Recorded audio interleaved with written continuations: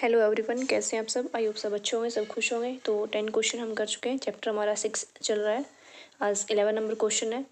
तो 11 number question हमारा क्या कहता है भाई, कार्यकीय रूप से शुष्क मिट्टी की विशेषता क्या है, यानी कि सूखी मिट्टी जो शुष्क टाइप से जो होती है उसकी विशेषता क्या होती है, हम इसको कैसे पहचानेंगे।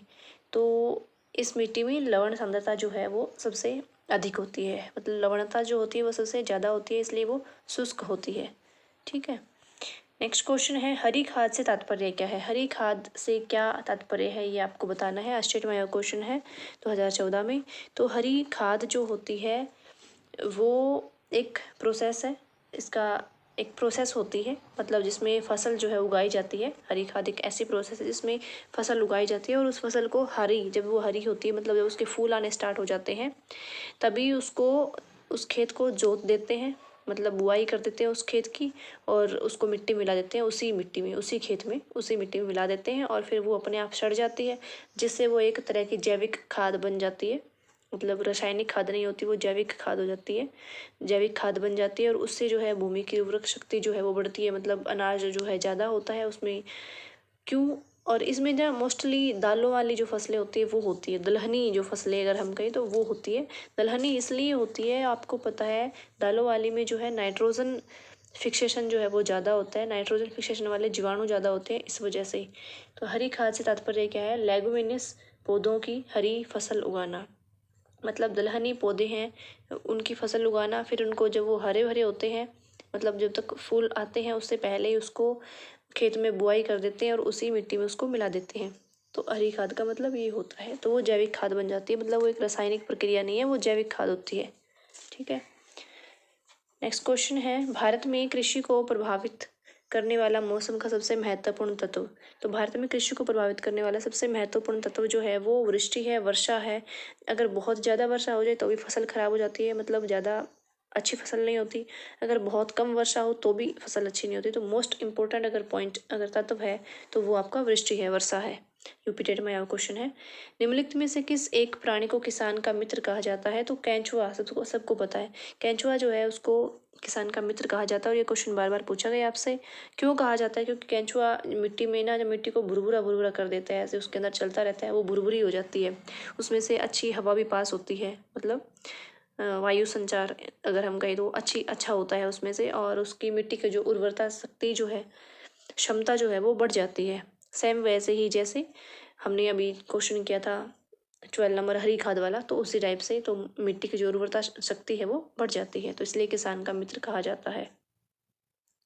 सिल्वी कल्चर जो है वो संबंधित है। सिल्वी कल्चर जो है वो आपका वन और वन्य जो उत्पाद होते हैं उनसे संबंधित है। और भी काफ़ी सारे थे जो मैंने कल भी करवाए थे आपको, और आज फिर से बता देती हूँ एक दो। सिल्वी कल्चर, एग्रीकल्चर की, एपीकल्चर की अगर बात करें तो वो मधुमक्खी पालन में होता है, मधुमक्खी पालन को हम एपीकल्चर कहते हैं। ठीक है। और रेशम कीट पालन होता है एक रेशम कीट का, तो उसको हम सेरीकल्चर कहते हैं, रेशम कीट वाला सेरीकल्चर होते हैं। और वर्मी कल्चर हम केंचुआ जो पालन करते हैं उसको कहते हैं। ठीक है। पीसी कल्चर हम मछली पालन को कहते हैं। तो ये सारे इसमें आएंगे। ठीक है। उसके बाद है झूम खेती होती है। झूम खेती, झूम खेती कहाँ पर होती है ये आपने बताना है। तो झूम खेती आपकी मेघालय में होती है, और मेघालय के अलावा मिजोरम में भी होती है, और जो आपका उत्तर पूर्वी जो इनकी नॉर्थ ईस्ट जो आपका एरिया है वहाँ पर आपकी झूम खेती होती है। ठीक है।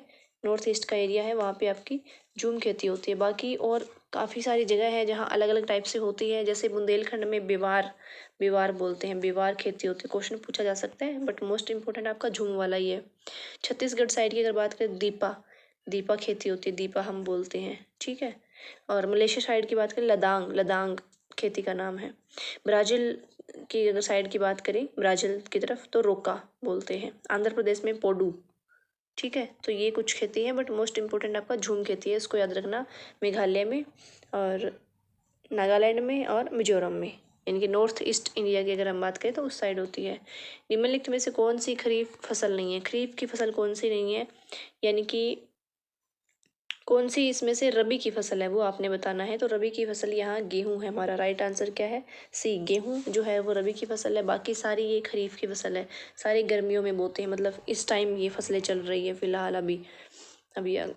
अगस्त का महीना है, तो अभी इन फसलों का मौसम है। तो गेहूँ अभी नहीं होती, गेहूँ रबी की फसल है। बिहार राज्य में लीची के उत्पादन में कौन सा जिला अग्रणी है? मोस्ट इंपॉर्टेंट क्वेश्चन है। बिहार राज्य में लीची के उत्पादन में कौन सा जिला जो है वो अग्रणी है? आपने बिहार राज्य का जिला बताना है, ठीक है। तो नेक्स्ट हम निकालेंगे, हाँ, तो बिहार राज्य का कौन सा जिला है? तो बिहार राज्य का जो है वो मुजफ्फरपुर जिला जो है वो इसमें अग्रणी है। मुजफ्फरपुर में सबसे ज़्यादा होती है लीची, तो ये आपका अग्रणी जिला है बिहार राज्य का, ठीक है। और भी काफ़ी सारी चीज़ें हैं, जैसे संतरा अगर हम बात करें तो महाराष्ट्र में होता है, नागपुर में। काजू गोवा में होते हैं, ये इम्पोर्टेंट क्वेश्चन है, काजू गोवा में होते हैं। और लीची जो है देहरादून में भी होती है, उत्तराखंड में। सहारनपुर में होती है, यूपी में। और आपका बिहार की अगर बात करें तो मुजफ्फरपुर में होती है, ठीक है। और अंगूर अगर हम बात करें तो नासिक महाराष्ट्र में होते हैं, नासिक में। और केला महाराष्ट्र में होते हैं, जलगांव नाम का एक जगह है। और सेब जो है हिमाचल प्रदेश में होते हैं। और अमरूद जो है आपके यूपी में होते हैं, ठीक है। तो यूपी की क्या क्या चीज़ें फेमस है भाई? लीची है और आपका अमरूद है, ठीक है। तो ये चीज़ें आपकी क्या है? यूपी की है। महाराष्ट्र में से अंगूर होते हैं, नासिक में। और महाराष्ट्र में नागपुर में संतरा होते हैं, तो ये महाराष्ट्र की है। और स्ट्रॉबेरी भी होती है महाराष्ट्र में, महाबलेश्वर में। और आम, अल्फांसो आम, वो भी आपका महाराष्ट्र में होता है। तो ये सारी चीज़ें महाराष्ट्र में होती है, तो ये भी आपको ध्यान में रखना है। नेक्स्ट है, कौन रासायनिक उर्वरक का उदाहरण नहीं है? कौन सा जो है वो रासायनिक उर्वरक का उदाहरण नहीं है, ये आपने बताना है। तो अच्छा, एक क्वेश्चन रह गया, कौन सी रबी की फसल है? रबी की फसल कौन सी है? तो इनमें से रबी की फसल जो आपकी चना है, सर्दियों में जो उगाया जाता है चना है, यानी कि नवंबर दिसंबर में हम इनको उगाते हैं। नवंबर दिसंबर भी ऑप्शन मिल सकता है, अक्टूबर नवंबर मिल सकता है। और काटते हैं मार्च अप्रैल में, या फिर फरवरी मार्च आप कर सकते हैं, तो ये आपका होगा। और बाकी जो है ये खरीफ की फसलें हैं, कपास, मूंगफली, चावल, जो अभी चल रही हैं फसलें ये, तो ये खरीफ की फसलें हैं। कौन रासायनिक उर्वरक का उदाहरण नहीं है? रासायनिक उर्वरक का उदाहरण कौन सा नहीं है, मतलब रासायनिक प्रक्रिया कौन से में रासायनिक प्रक्रिया नहीं होती है? तो नाम से ही स्पष्ट है भाई, कंपोस्ट जो है वो एक जैविक खाद होती है। बाकी सारे रासायनिक है, नाम से ही दिख रहा है, यूरिया, पोटास, फास्फेट, सारे रासायनिक है। कंपोस्ट जो है वो एक जैविक खाद है, जैसे हमने हरी खाद की थी, हरी खाद के बारे में पढ़ा था, है ना। तो कुछ उस टाइप से ही है। तो कंपोस्ट जो है वो एक जैविक खाद है। इन चीज़ों को हम क्या कहते हैं? जैविक खाद कहते हैं, कंपोस्ट। तो जैविक खाद जो है जैविक चीज़ों के अपघटन से बनती है, मतलब जैविक पदार्थों के अपघटन से बनती है, किसी चीज़ के गलने सड़ने से बनती है। ऑटोमेटिक जो चीज़ बनती है वो होती है आपकी जैविक खाद, यानी कि जैविक तरीके से बनती है। और इसमें कोई रासायनिक क्रिया नहीं होती, मतलब रासायनिक कोई प्रोसेस नहीं होता, ये एक जैविक है, बायोलॉजिकल अगर हम कहें तो, ठीक है। निम्न में से कौन सी वायुमंडल की स्वतंत्र नाइट्रोजन का स्थिरीकरण करता है? स्वतंत्र नाइट्रोजन का स्थिरीकरण कौन सा करता है? तो ये क्वेश्चन ने स्टार्टिंग में ही किया था। तो नीली हरी शैवाल जो है वो स्थिरीकरण करता है, यानी कि नाइट्रोजन का फिक्सेशन करता है।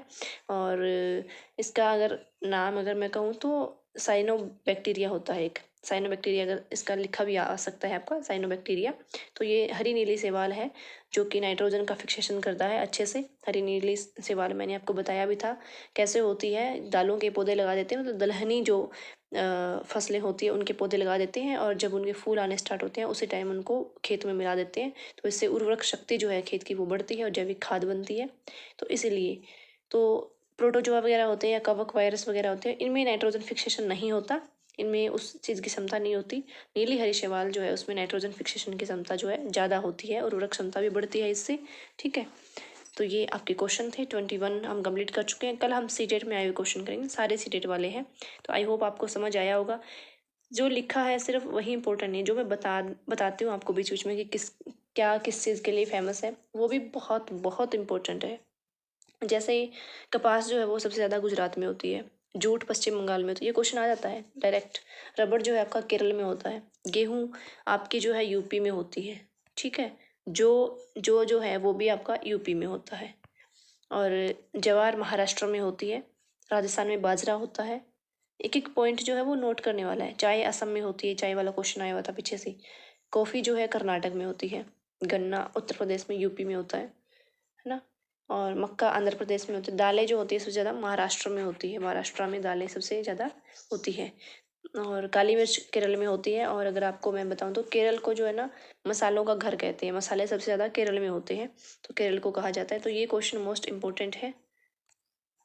जो बोला जा रहा है ना वो लिखा हुआ है उससे भी ज़्यादा इम्पोर्टेंट है। ठीक है, तो इस चीज़ को भी नोटिस किया करो और अपने जो है नोट्स वगैरह बना लिया करो ताकि याद रहे कि हाँ क्या बताया गया है।